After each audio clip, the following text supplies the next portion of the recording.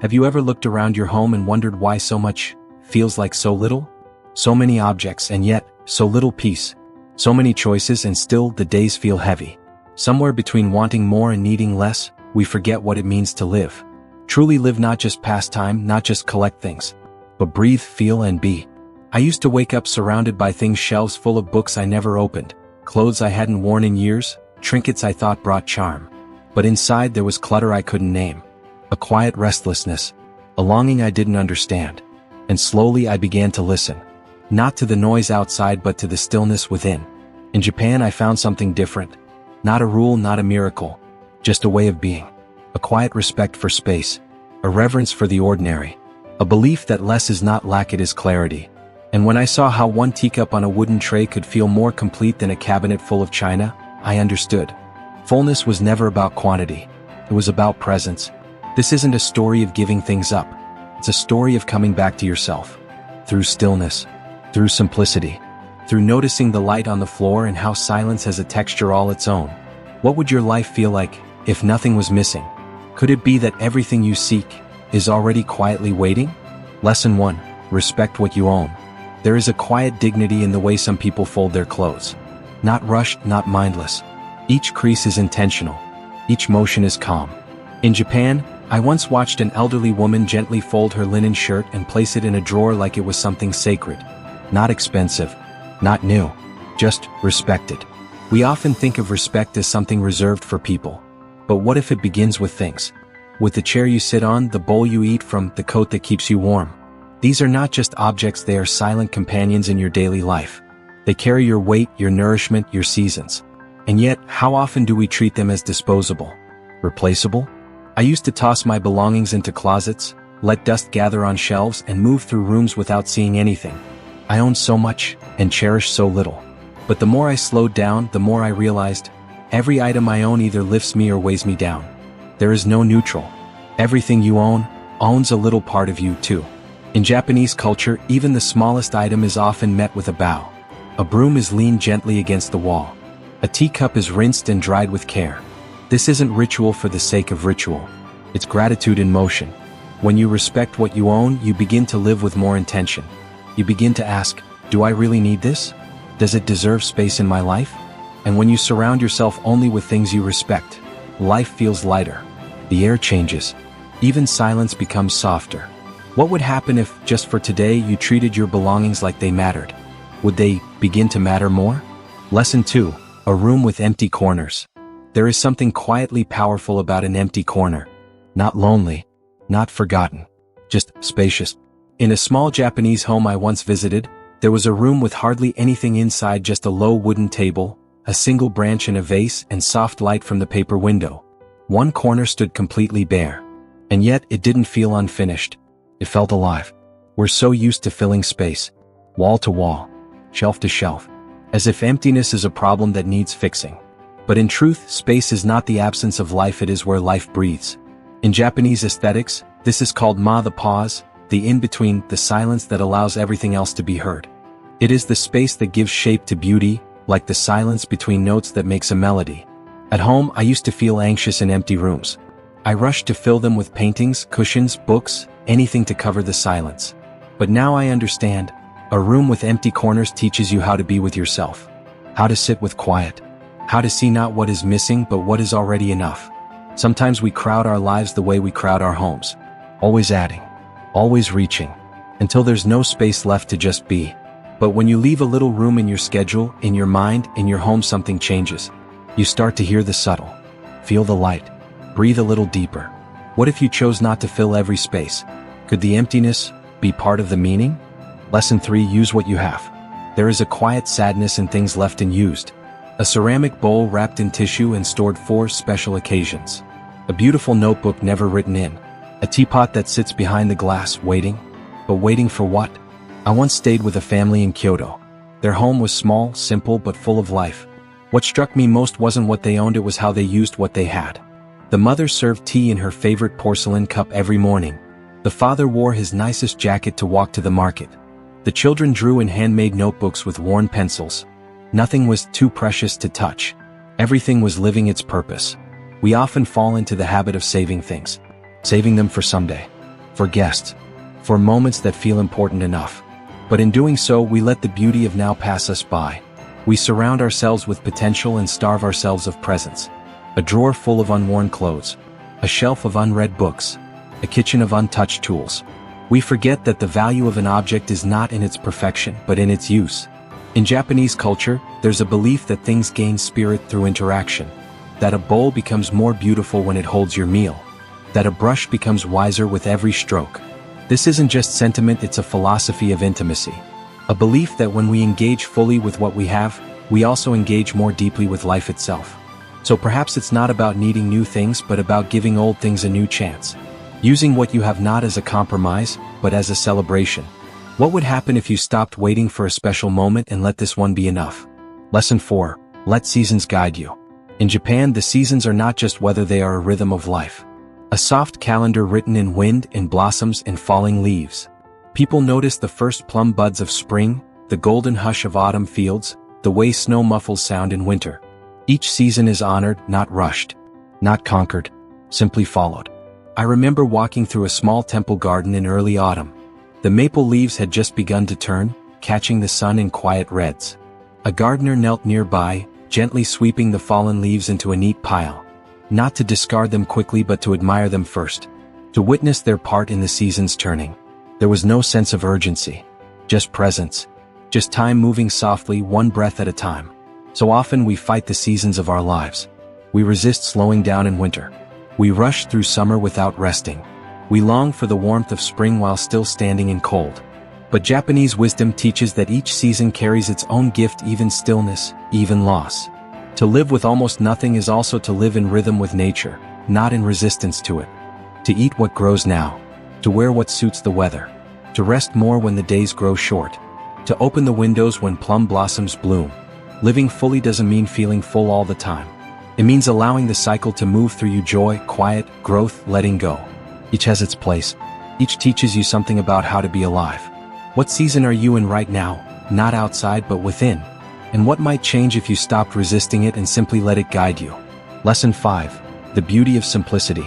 There is a kind of beauty that doesn't shout. It doesn't demand attention. Just rest, quietly.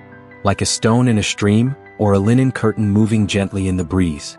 This is the kind of beauty I began to notice when I let go of excess, when I stopped chasing the complicated and began listening for what was already enough.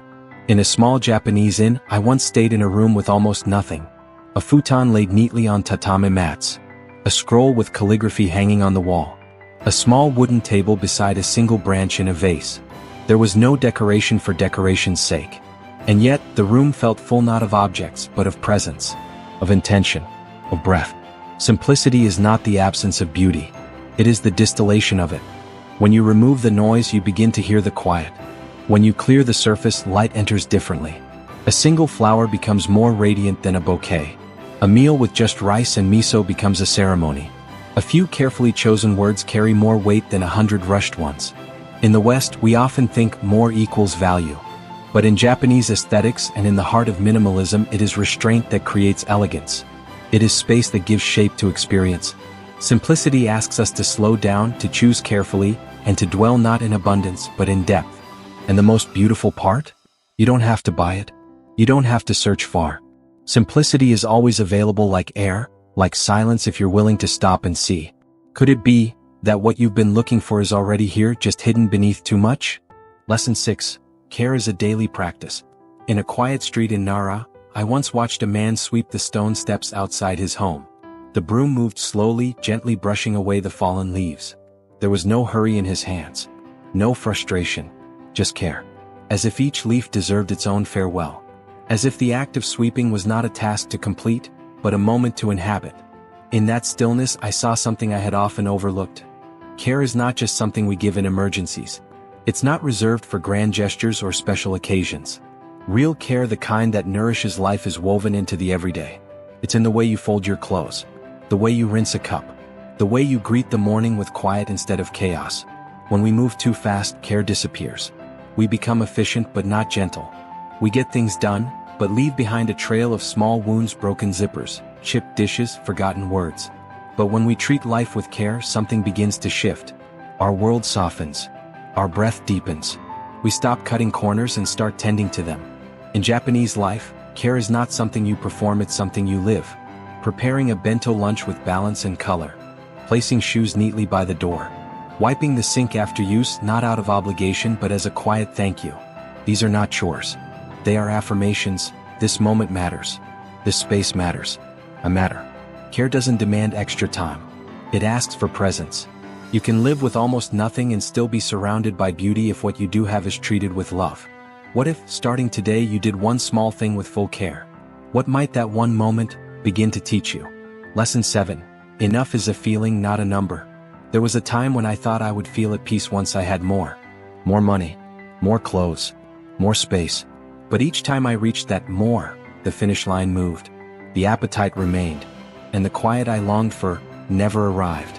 In Japan, I met an older man who lived in a one-room apartment. Tatami floor. A small table. A single bookshelf. He had 2 pairs of shoes, a kettle, a few changes of clothing, and a garden of potted plants he kept on his balcony. When I asked if he ever wished for more, he smiled gently and said, "I already have everything. I just keep learning how to see it better." That stayed with me. We are taught to measure life in numbers. How much we earn. How many things we own. How many achievements we collect. But numbers cannot tell you if your heart feels light when you wake up. They cannot measure the way sunlight warms your face, or how still your mind becomes when you sit in a clean, quiet room. Enough is not a quantity. It's an inner state, a soft exhale, a gentle landing. It happens when your surroundings stop shouting, when your needs stop running ahead of your gratitude, when you stop comparing your life to someone else's highlight reel. And strangely, when you begin to feel enough, you often find you need less. Your desires soften. Your eyes linger longer on simple things. And suddenly, a single bowl of rice, a well-worn book, a morning walk, becomes everything.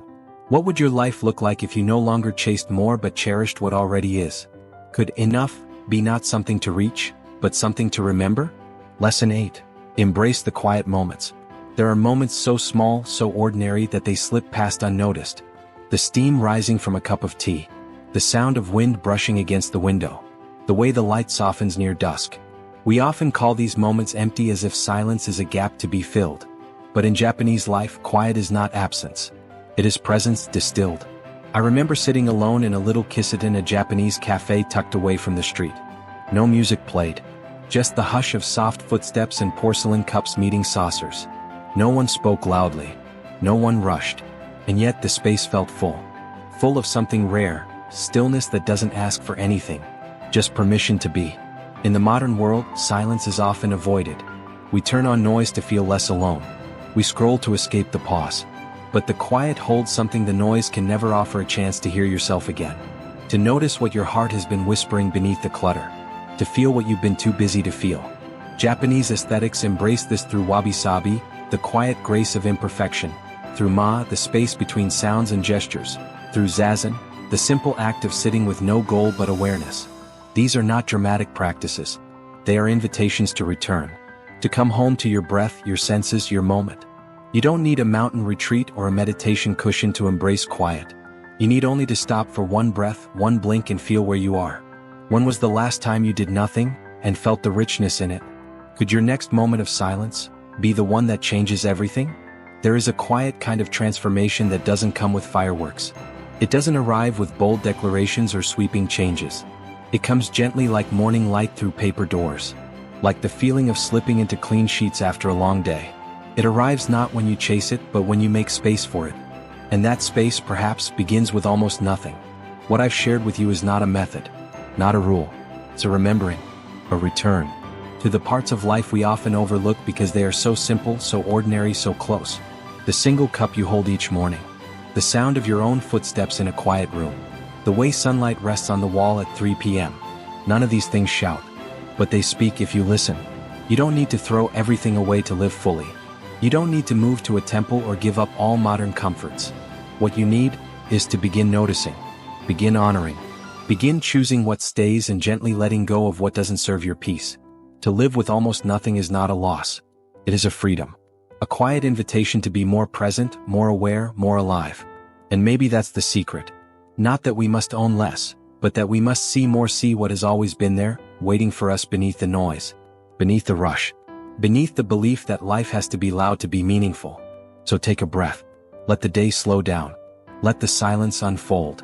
And ask yourself not what you still need, but what you already have that you never truly saw.